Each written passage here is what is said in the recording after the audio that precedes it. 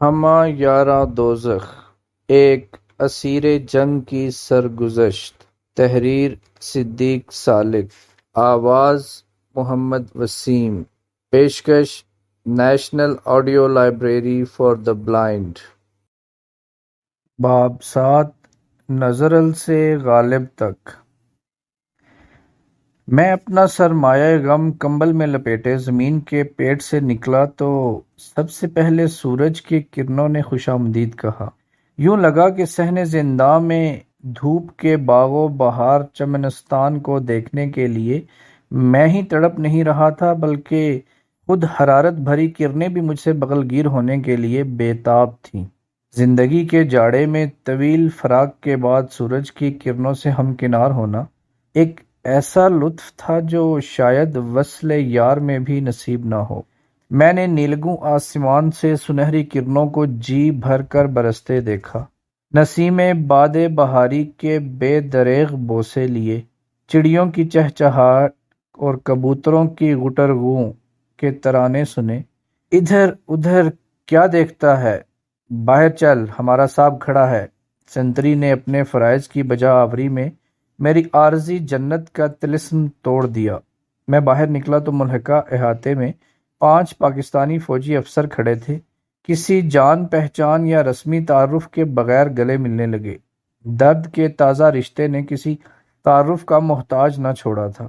ایک طرف سے سپاہی شریف لوہے کا ننھا سا کالا سوٹ کیس اٹھائے آ نکلا۔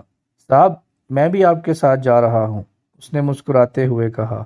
آج اس کی باچھیں کھلی ہوئی تھیں کہ اس کی تاشقند والی خبر درست نکلی، اگرچہ اس کو علم نہ تھا کہ ہم پاکستان جا رہے ہیں یا کسی کیمپ میں، لیکن سیل سے رہائی بجائے خود بہت بڑا واقعہ تھا۔ لیکن اس گروہ میں مجھے جنرل جمشید کہیں نظر نہ آئے۔ شاید وہ ابھی تک دار و رسن کی آزمائش میں تھے۔ انہیں شریک سفر کرنے کو بہت جی چاہا، لیکن مجبوریوں نے بڑھ کر راستہ روک لیا۔ ایک بھارتی کپتان سے ان کی رہائی کے متعلق پوچھا تو جواب ملا، وہ بھی بس جا رہے ہیں، تم لوگ عام کیمپ میں جا رہے ہو اور وہ خاص کیمپ میں۔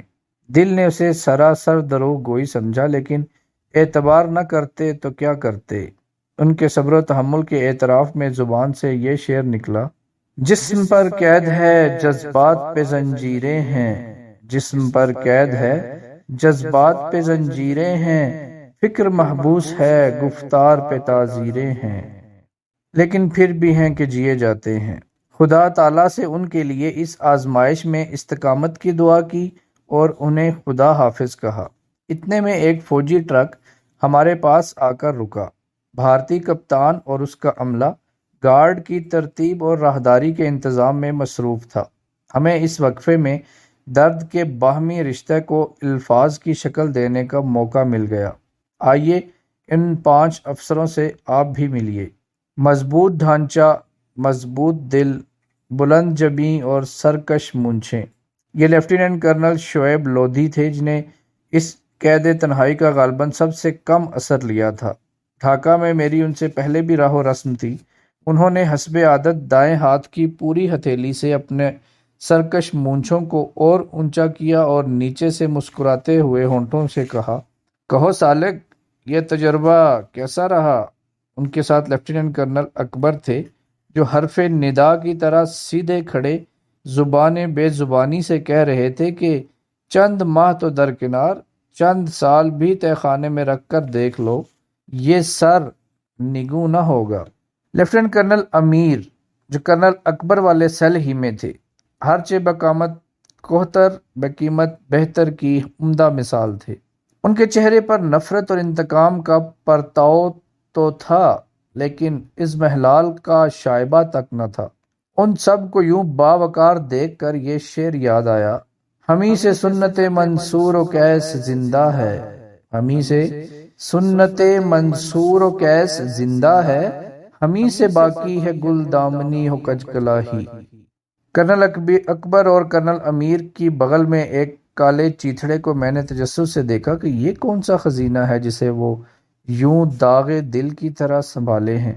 کہنے لگے کہ جنگ کے دوران میمن سنگھ سے ڈھاکہ آتے ہوئے جب ہم گرفتار ہوئے تو ہمارے پاس ایک جوڑا اور وردی کے سوا اور کوئی اثاثہ نہ تھا۔ یہ سیاہ چیتھڑا رومال وغیرہ نہیں بلکہ دھوتی ہے جو دوران اسیری ایک بھارتی بریگیڈیئر نے جنیوا کنونشن کے احترام میں رات کو پہننے کو دلوائی تھی۔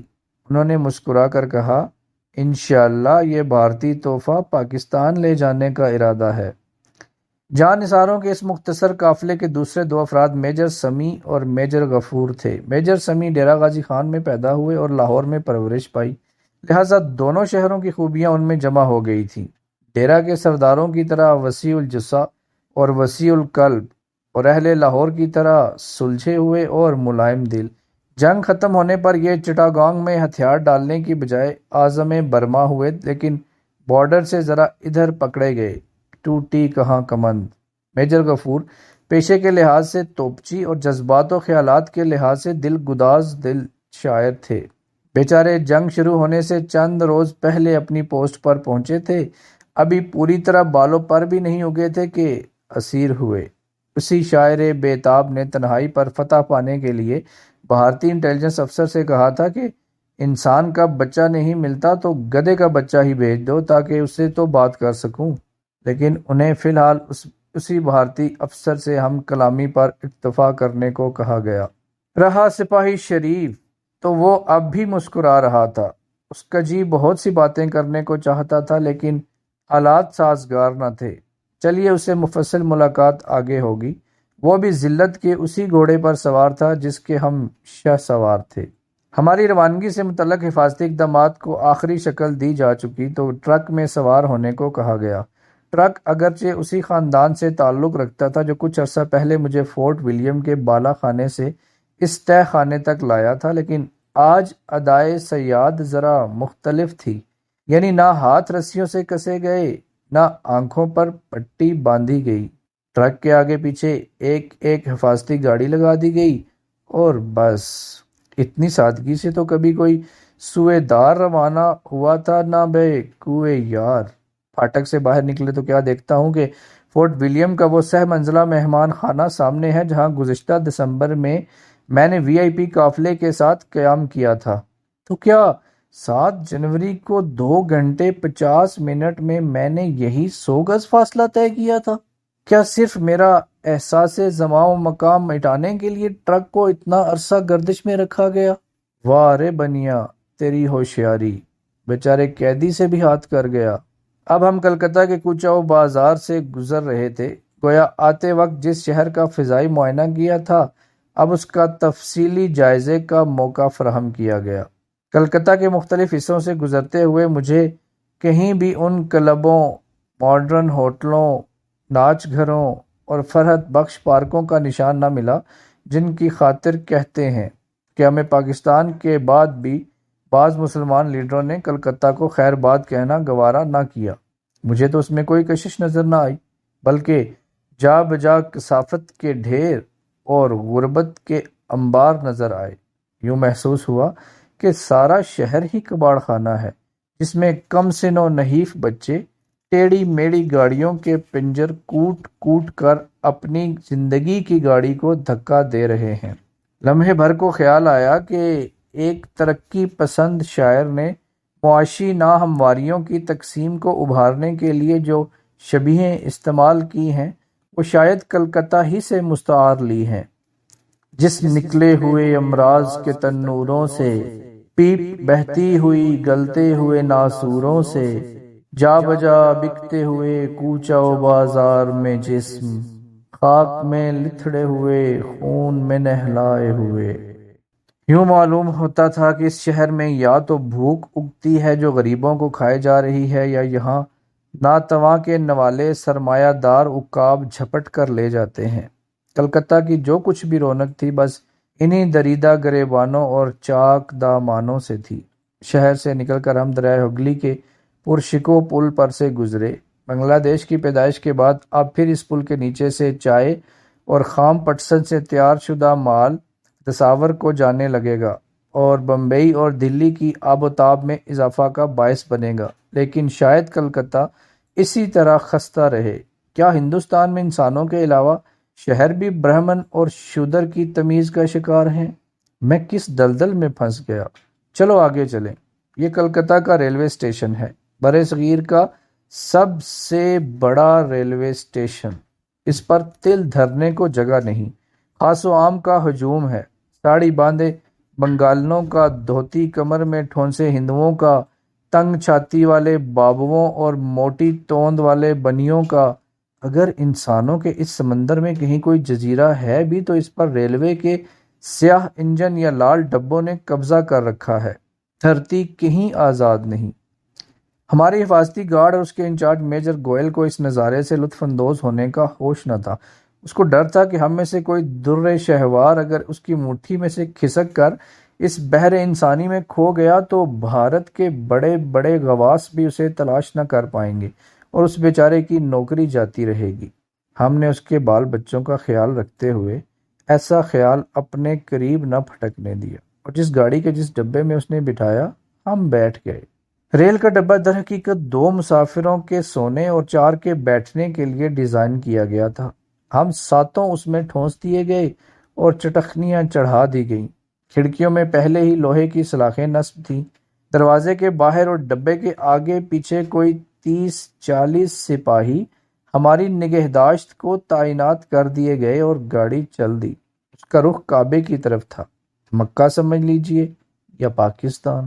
گاڑی اسٹیشن سے باہر نکلی تو میجر گوئل نے اکلوتی کھڑکی کا چوبی پردہ اٹھا دینے کی اجازت دے دی، گویا ہم متحرک گاڑی میں حرکت کیے بغیر ہندوستان کی سرزمین کا نظارہ کر سکتے تھے۔ البتہ اس نے یہ تاکید کر دی کہ جو ہی اسٹیشن قریب آئے ہم کھڑکی بند کر دیں تاکہ مشتعل ہجوم ہم جرائم پیشہ فوجیوں پر پل نہ پڑے۔ دشمن نے بہانہ بھی بنایا تو ایسا کہ اس کی چبھن سارے سفر میں محسوس ہوتی رہی۔ اگرچہ کھڑکی سے منظر محدود تھا لیکن پھر بھی جس شخص کو ایک عرصہ سے سوئی کے ناکے سے بھی مشاہدہ قدرت کی اجازت نہ ملی ہو، اس کے لیے 2-2.5 فٹ دریچہ بہت کافی تھا۔ لہٰذا جی چاہا کہ ریل کے ساتھ بھاگتے ہوئے درختوں، کھیتوں اور بجلی کے کھمبوں کا تعاقب کرتا رہوں، اور جہاں مویشی جانور چرند یا پرند نظر آئے اس سے نظری معانقہ کروں۔ لیکن ادھر کئی مہینوں بعد یکمشت 6 ہم وطن پاس بیٹھے تھے، ان سے جی بھر کر باتیں نہ کرنا کفران نعمت تھا۔ چند ہفتے پہلے جس سپاہی شریف کی خاکی جرسی دیکھ کر نظارہ پرچم ستارہ و ہلال کی سی مسرت ہوئی تھی، آج وہ سراپا موجود تھا، کیوں نہ اس سے باتیں کروں۔ سپاہی شریف 20-22 برس کا صحت مند نوجوان تھا۔ وہ قید تنہائی سے جھنجھلایا ہوا ضرور تھا لیکن مرجھایا ہوا ہرگز نہ تھا، بلکہ کریدنے پر پتہ چلا کہ اس کا دل اس کے جسم سے بھی زیادہ جوان ہے۔ اس نے بہت شوق سے جرسی کی جیب سے ایک زنانہ تصویر نکالی اور فخریہ انداز میں تعارف کرایا، یہ میری منگیتر ہے، کراچی اپنے چچا کے پاس رہتی ہے۔ 1.5 سال پہلے جب میں مشرقی پاکستان جا رہا تھا تو اس نے چوری چوری یہ فوٹو مجھے دی تھی۔ کئی کافروں بھارتیوں نے یہ فوٹو چھیننے کی کوشش کی لیکن میں نے کہا یہ میری عزت ہے، اگر کسی نے اسے ہاتھ لگایا تو ہاتھ کاٹ کھاؤں گا۔ بظاہر شریف باتیں مجھ سے کر رہا تھا لیکن اس کی نگاہیں دور خلا کے پردوں کو چیرتی ہوئی کراچی کا طواف کر رہی تھیں۔ اس نے نظر فوٹو پر گاڑ کر کہا، یہ پھولدار قمیض اور ریشمی شلوار جو اس نے پہن رکھی ہے، میری ماں نے اسے میری تنخواہ سے خرید کر دی تھی۔ اب جاؤں گا تو ماں جلدی سے میری شادی کر دے گی۔ اسے کیا معلوم تھا کہ اس کی ماں کی آرزوؤں کی تکمیل میں کتنے سال حائل ہیں۔ جہاں دیدہ اور عمر رسیدہ کرنل اکبر جو پاس بیٹھے تسبیح پھیر رہے تھے، شریف کی اشتیاق بھری باتیں سن کر مسکرا دیے اور پھر وظیفہ میں مصروف ہو گئے۔ کرنل امیر نے لقمہ دیا، شریف فکر مت کرو، تمہارا شادی جلدی ہو جائے گا۔ میجر سمیع نے سپاہی شریف کو چھیڑتے ہوئے کہا، ہندو کہتا ہے بنگلہ دیش میں پاکستانی فوجیوں نے بہت برا کام کیا۔ شریف نے فوراً بات کاٹی، کافر کا بچہ جھوٹ بکتا ہے، میرا اتنا خوبصورت بیوی کراچی میں انتظار کر رہا ہے، ادھر کالا گندا بنگالی عورت، تھو۔ اس نے نفرت کا بھرپور اظہار کیا اور کہا، دیکھو نا صاحب، ایسا کام کرنے کا آرڈر، بے معنی اجازت، نہ ہماری فوج میں ہے نہ مذہب میں، خواہ مخواہ کافر کا بچہ ہم کو بدنام کرتا ہے۔ میں سفر کی یادداشتیں کاغذ کے پرزے پر رقم کرنے لگا۔ شریف حسب معمول مسکراتا، کرنل اکبر تسبیح رولتا اور میجر غفور اپنے شعر منمناتا رہا۔ اب سپاہی، میجر اور کرنل کا سرکاری امتیاز ختم ہو چکا تھا۔ اب ہم ایک ہی برادری کے فرد تھے، کوئی چھوٹا کوئی بڑا، اور ہر برادری کی طرح یہاں بھی چھوٹے بڑے کا لحاظ تھا۔ اسی چھوٹی سی دنیا کو آباد دیکھ کر جی چاہا کہ سب سے کہوں، موسم بہاراں ہے، محفل نگاراں ہے، میں بھی ساز دل چھیڑوں، تم بھی ساز جاں چھیڑو۔ لیکن پتہ نہیں کیوں کسی نے بھی تلخی ایام کو موضوع بنانا گوارا نہ کیا، کسی نے بھی زخم جگر کو کریدنا مناسب نہ سمجھا۔ شاید انہیں ڈر تھا کہ موسم گل میں دار و رسن کی بات چل نکلی تو ہر بنے منہ سے خون ناب ٹپکے گا، لہٰذا بزرگ روحانی دنیا میں کھوئے رہے اور خرد لطیفہ بازی میں مشغول ہو گئے۔ نئے اور پرانے لطیفے، اصلی اور نقلی لطیفے، اپنی ذات اور کائنات سے متعلق لطیفے قطار اندر قطار وارد ہوتے رہے۔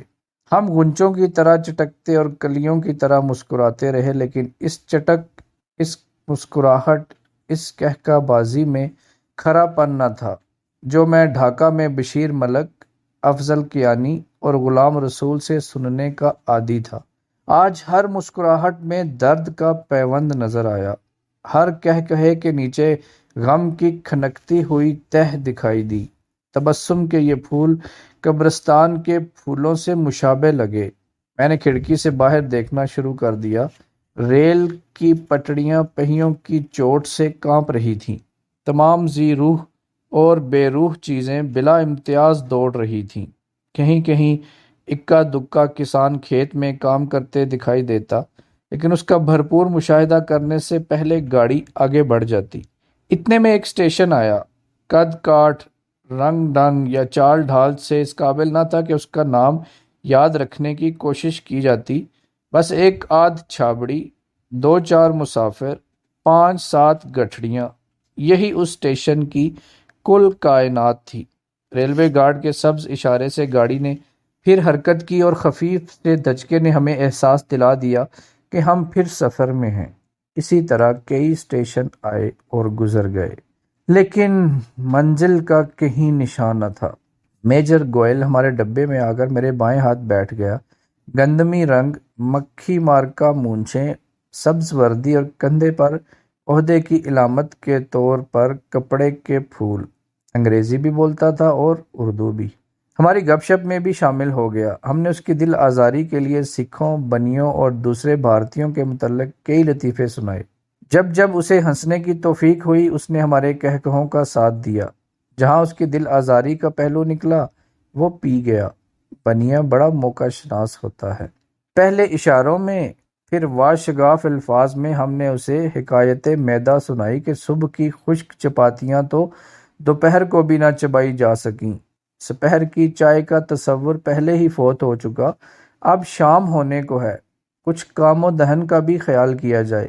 لیکن اس خسیس پر کوئی اثر نہ ہوا۔ اس کا موقف یہ تھا کہ مجھے تم لوگوں کی نگہبانی کا فرض سونپا گیا ہے، دانے پانی کا نہیں۔ پوچھا، یہی بتا دو ہماری منزل کتنی دور ہے تاکہ پیٹ کو تسلی دے سکے۔ جواب ملا، یہ سیکیورٹی کے خلاف ہے، بس 2-3 دن کا سفر سمجھ لو۔ ہم نے حساب لگا کر دلی کو اپنی منزل گردانا کہ ہم جیسے اہم آدمی جو خاک میں مل کر آگ میں جل کر خشت بنے ضرور راجدھانی کے اہل ہوں گے، لیکن وہاں پہنچتے پہنچتے تو انتڑیاں بغاوت کر دیں گی۔ اس نے کہا، میں مجبور و ناچار ہوں، کچھ خرچ نہیں کر سکتا۔ ہم نے پیٹ کی احتجاجی صداؤں کو دبانے کے لیے پھر لطیفہ بازی شروع کر دی۔ میجر گوئل نے کہا، بھارت کے متعلق بہت لطیفے ہو چکے، اب کوئی پاکستان کا لطیفہ سناؤ۔ ہم نے پھر اپنی بھوک کا قصہ دہرانے کے لیے دور ایوبی کا یہ پرانا لطیفہ سنایا کہ فیلڈ مارشل محمد ایوب خان کے مارشل لا کے دوران میں ایک بھارتی اور ایک پاکستانی کتے کی ملاقات سرحد پر ہوئی۔ وہ دونوں اپنا اپنا ملک چھوڑ کر دوسرے ملک جا رہے تھے۔ لاغر اور ضعیف بھارتی کتے نے کہا، میں تو بھوک سے تنگ آ کر بھاگ رہا ہوں، تم تو موٹے تازے ہو، تم نقل وطن پر کیوں مجبور ہو گئے؟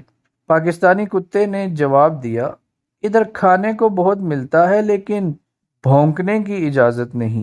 ہم یہ لطیفہ سنا کر بھوکے پیٹ خوب ہنسے لیکن میجر گوئل پر کوئی اثر نہ ہوا، یعنی کھانے کو پھر کچھ بھی نہ ملا۔ گلے شکوے بھی کر دیکھے اور من گھڑت لطیفے بھی سنا دیکھے، بنیا گانٹھ کا بڑا پکا ہے۔ اس نشست کے دوران میں سپاہی شریف بھی موجود تھا۔ بات قیدیوں کے تبادلے پر چل نکلی۔ شریف نے میجر گوئل سے کہا، تم ہندو بہت حسابی آدمی ہے، اس دفعہ تمہارا قیدی تھوڑا اور ہمارا زیادہ ہے، اس لیے تم جلدی جلدی بدلی نہیں کرے گا۔ اگلی دفعہ جب تمہارا قیدی زیادہ ہوگا تو ہم بھی جلدی بدلی نہیں کرے گا۔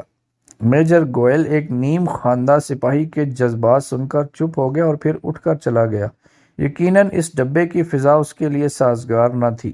کوئی رات 9 بجے میجر گوئل پھر آیا اور ڈبے کی کھڑکی اور دروازہ بند کر دیا اور جاتے جاتے یہ کہہ گیا کہ کل صبح 9 بجے تک یہی صورتحال رہے گی، البتہ ایمرجنسی کی بات اور ہے۔ ہم نے اس پابندی پر بہت احتجاج کیا، لیکن دن کو گپ شپ لگانے والا میجر رات کو خالص سرکاری آداب پر اتر آیا۔ ہندو کی آنکھیں بدلتے دیر نہیں لگتی۔ اس نے 15 سپاہی طلب کیے اور ہمیں زبردستی بند کر کے چلا گیا۔ در حقیقت یہ قدغن اتنی کڑی نہ تھی۔ کلکتہ کے سیل کے برعکس اب ہم اس کوٹری میں ایک نہیں 7 تھے۔ یہ سیل جامد نہیں متحرک تھا، تاریک نہیں روشن تھا۔ یہ شب بھی بسر کر لیں گے تیرے دیوانے۔ لیکن آدھی رات کو ہمارے ساتھی کو ٹوائلٹ جانے کی ضرورت محسوس ہوئی۔ ضبط و تحمل سے ضرورت کو ٹالنے کی کوشش کی، لیکن نظام قدرت گوئل سے بھی اٹل نکلا۔ وہ اپنی خو نہ چھوڑے، یہ اپنی وضع نہ بدلے۔ مفت میں پس گیا بیچارہ قیدی۔ دروازہ بہت جھنجھوڑا، کھڑکی کو بہت پیٹا، لیکن سنوائی نہ ہوئی۔ آخر ایک ایسی حرکت کی جس سے کھڑکی توڑ کر فرار ہونے کا شبہ ہو۔ فوراً دروازے پر متعین سنتری حرکت میں آیا اور میجر گوئل کو بلا لایا۔ وہ آتے ہی بد مزاجی سے پیش آیا اور اس ضرورت کو ایمرجنسی گرداننے سے انکار کر دیا اور دروازہ دوبارہ بند کرنا چاہا۔ ہم نے اس کا بازو پکڑ کر اتنی ہی بدتمیزی سے کہا، ایمرجنسی سے تمہاری مراد کیا ہے؟ کیا یہاں زچہ بچہ کی کیفیت کی توقع رکھتے ہو جسے ایمرجنسی کہو گے؟ ہمارے لیے یہی ایمرجنسی ہے۔ کیا تم سمجھتے ہو کہ اس تنگ ڈڑبے میں 7 انسانوں کے سامنے ایک سینئر افسر حاجت رفع کر سکتا ہے؟ افسوس کا مقام ہے، تم افسر ہو یا؟ وہ دھونس سے مرعوب ہو گیا اور دروازہ کھول دیا۔ سفر میں بمشکل 30-40 گھنٹے گزرے ہوں گے کہ گاڑی سے اترنے کو کہا گیا۔ باہر دیکھا تو آگرے کا اسٹیشن تھا۔ سب سے پہلے تاج محل کا تصور ابھرا، چچا غالب کا۔ مغلیہ خاندان کے فرما رواؤں کے تعمیراتی کارنامے یاد آئے اور غالب کے تخلیقی معرکے۔ گویا ہمارے سفر کا انجام ایسا برا نہیں۔ آگرہ کلکتہ کی نسبت پاکستان سے قریب بھی تو ہے۔ گاڑی سے اترے تو ایک ہجوم بدتمیزی آنکھیں پھاڑ پھاڑ کر دیکھنے لگا۔ ایک طرف پہرے داروں کی سنگینوں کی چبھن تھی تو دوسری طرف عوام کے تیر نگاہ کی۔ یوں معلوم ہوا کہ ہم بکاؤ مال ہیں جنہیں سرے بازار لا کر کھڑا کر دیا گیا ہے۔ اس رسوائی سے تو کلکتہ کی کال کوٹڑی بہتر تھی۔ باہر نہ آتا چاہ سے یوسف جو جانتا، باہر نہ آتا چاہ سے یوسف جو جانتا، لے کارواں میرے تئی بازار جائے گا۔ سریعام اس رسوائی پر میجر گوئل سے تو میں ہوئی۔ وہ گزشتہ رات کی تلخی کا بدلہ چکانے پر تلا ہوا تھا۔ اس نے طنز کے نشتر چلانے شروع کر دیے۔ میں پلیٹ فارم سے ان شہریوں کو چلے جانے کو نہیں کہہ سکتا۔ یہ پاکستان نہیں جہاں مارشل لا کی آڑ میں ایک میجر پورا شہر خالی کروا لے۔ یہ جمہوری ملک ہے۔ اس کی گفتگو سے بات گریبان تک پہنچی، لیکن کرنل اکبر اور کرنل لودھی نے بیچ بچاؤ کرایا۔ اتنے میں ٹرک ہمیں لینے آ گیا اور پلیٹ فارم سے کوچ کا حکم ملا۔ پبلک کے سامنے اپنی زخم خوردہ انا کو تسکین دینے کے لیے سینہ پھلا کر چلنے لگے۔ دست افشاں چلو مست و رقصاں چلو، خاک بر سر چلو خونے بداماں چلو، راہ تکتا ہے سب شہر رے جانا چلو۔